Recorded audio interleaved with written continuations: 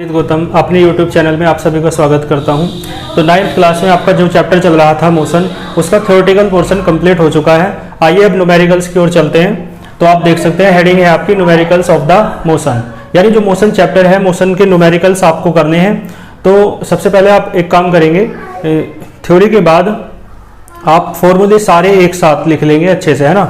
जैसे कि आपकी इक्वेशंस ऑफ मोशन है, बाकी मैं PDF नोट्स है ना देने का प्रयास करूँगा आपको। तो वहाँ से आप फॉर्मूले लिख के अच्छे से और फिर न्यूमेरिकल्स करेंगे। तो न्यूमेरिकल्स करने से पहले आप फॉर्मूले याद कर लेना, ठीक है।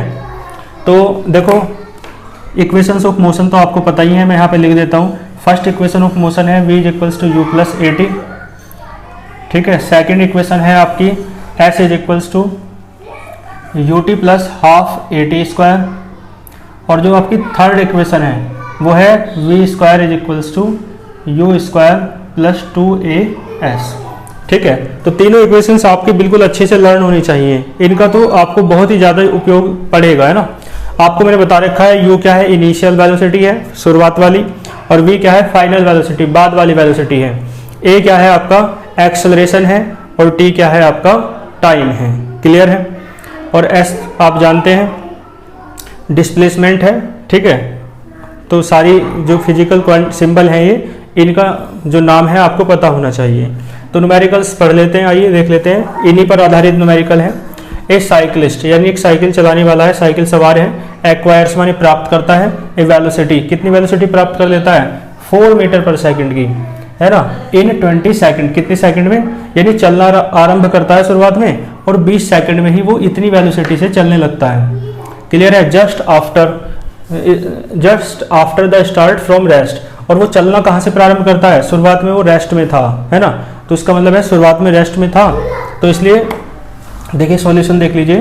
तो शुरुआत में वो रेस्ट में था, और जब रेस्ट में था तो जो उसकी इनिशियल वेलोसिटी है, शुरुआत वाली वेलोसिटी, वो कितनी होगी बताओ, क्योंकि शुरुआत में तो रेस्ट में है ना, तो शुरुआत में कोई भी वेलोसिटी नहीं है, और इनिशियल वेलोसिटी को यू से डिनोट करते हैं, कुछ भी वेलोसिटी नहीं है, तो कितनी है 0।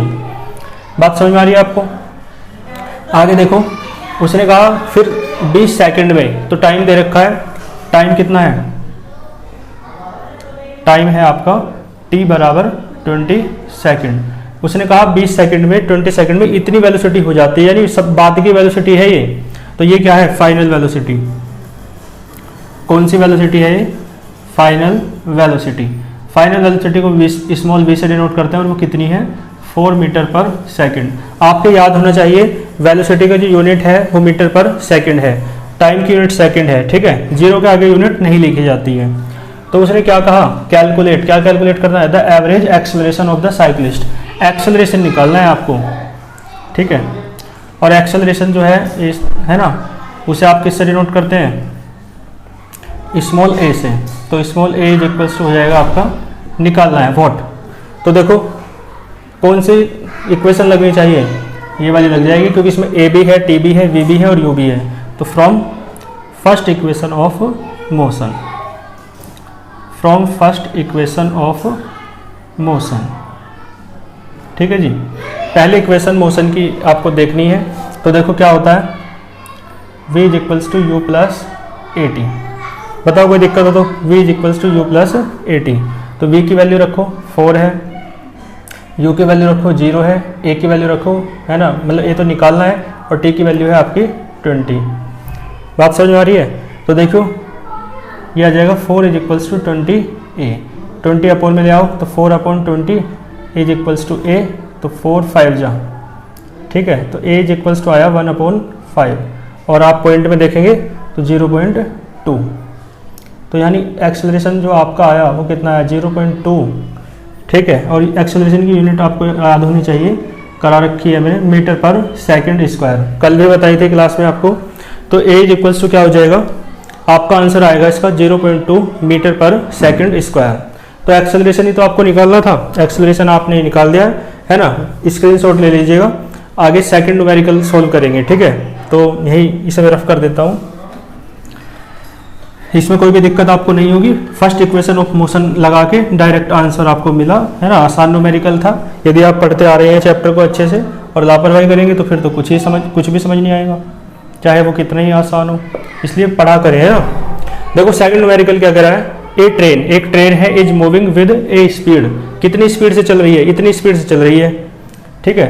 व्हेन ब्रेक्स आर अप्लाइड, जब ब्रेक लगाए जाते हैं, after switching off the engine, ठीक है, यानी इंजन के बंद होने के बाद है ना, या ब्रेक लगने के बाद, it comes to the rest, किस में आ जाती है, रेस्ट में आ जाती है, बाद में रेस्ट में आती है, और शुरुआत में इतनी वेलोसिटी है, तो इसका मतलब है इनिशियल वेलोसिटी जो u है ना, वो है आपकी 20 मीटर पर सेकंड, और जो बाद की वेलोसिटी है, बाद में कह रहा है कम्स टू रेस्ट, ठीक है ना, तो बाद में रेस्ट में आ जाती है, तो बाद की वेलोसिटी, फाइनल वेलोसिटी को v से डिनोट करते हैं, और वो 0 है क्योंकि बाद में रुक जाती है ट्रेन, और टाइम दे रखा है 10 सेकंड, तो t कितना दे रखा है, 10 सेकंड।